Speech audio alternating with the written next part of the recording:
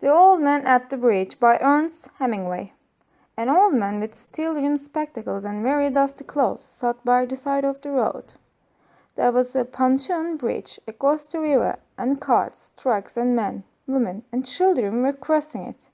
The mule-drawn carts dragged up the steep bank from the bridge with soldiers helping push against the spokes of the wheels.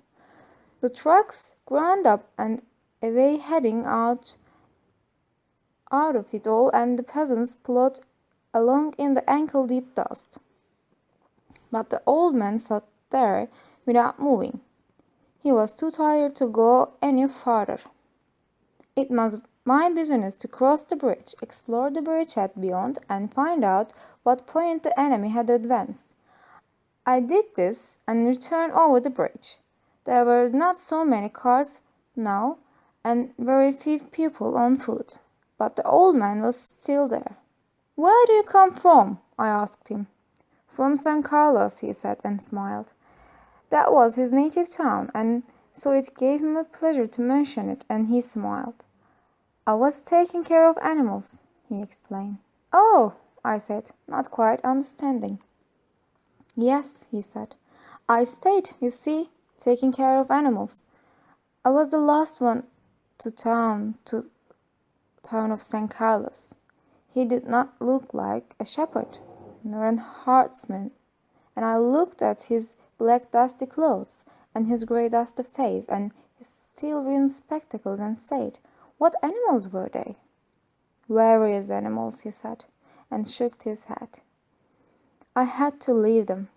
I was watching the bridge and the African-looking country of the Elbow Delta, and wondering how long now it would be before we would see the enemy, and listening all the while for the first noises that would signal that ever mysterious event called contact. And the old man still sat there. "What animals were they?" I asked. "There were 3 animals," he explained. "There were 2 goats and a cat, and there were 4 pairs of pigeons." "And you had to lead them?" I asked. "Yes, because of artillery. The captain told me to go because of the artillery." "And you have no family?" I asked, watching the far end of the bridge where the few last carts were hurrying down the slope of the bank. "No," he said. "Only the animals," I stated. "The cat, of course, will be all right.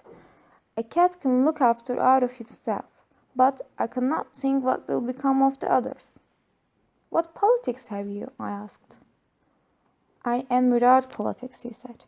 "I am 76 years old. I have come 12 kilometers now, and I think I now can't go further."